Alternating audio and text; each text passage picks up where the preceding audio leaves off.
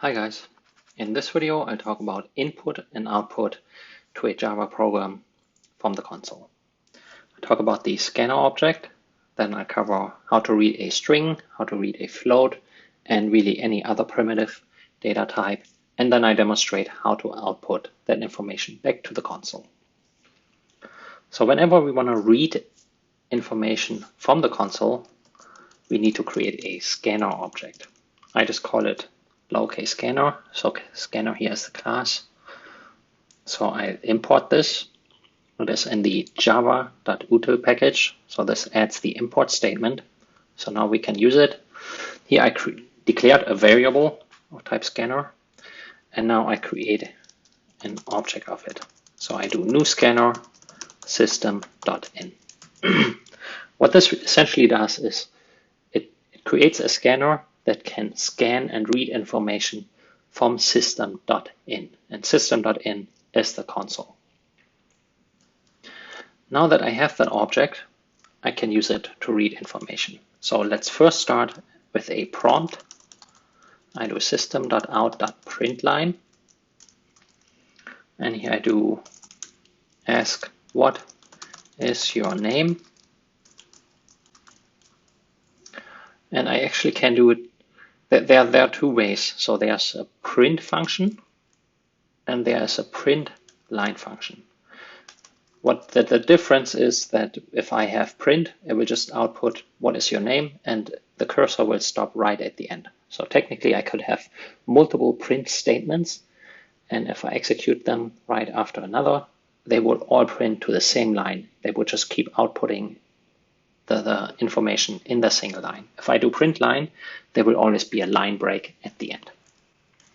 Now let's create a variable of type string called name, and I initialize it to the value that was entered on the console. I do this by calling scanner.read, not read, but next line. And the next line will read the entire line.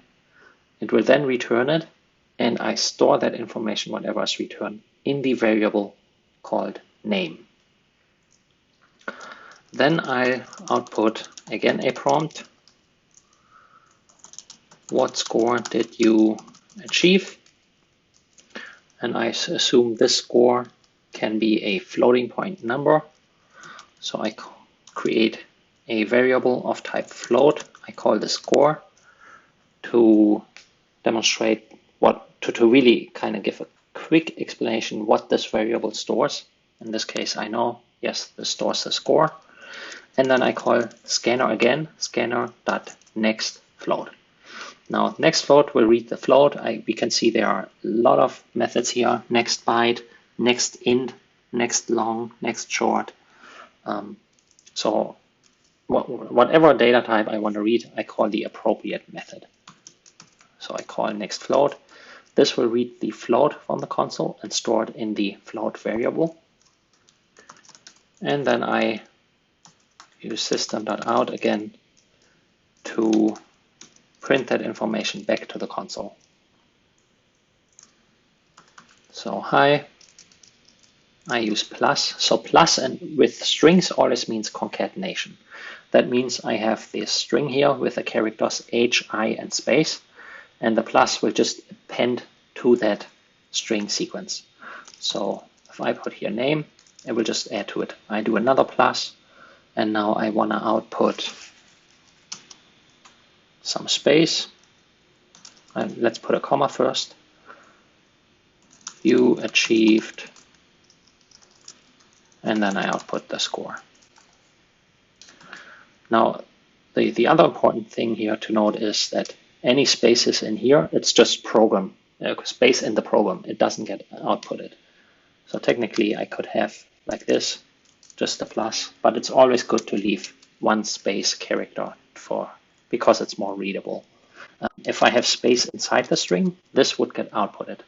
So if we run this here,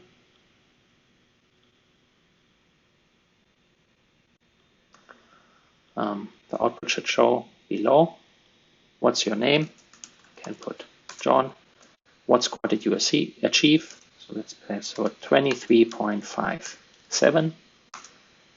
And then we can see there's space here outputted.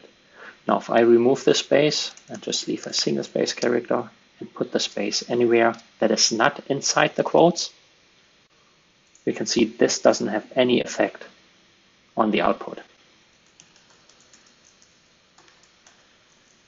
The output still looks fine.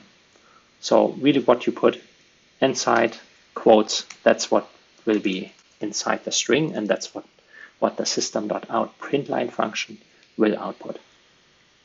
You can also see that when I do print, it did just print this string, but it didn't add a line break at the end. So my input was in the same line. Here I used print line, and so I put a line break at the end, and when I enter, it was in the next line. And then whatever I stored in these two variables, I read here and then appended it to the string, and I read the score and appended it to the string. I don't have to worry about the different types at that point. Whenever I add to the string, we can see it adds a new string to the string, but it can also add other primitive values such as floats, ints to the string as well. Thank you for watching.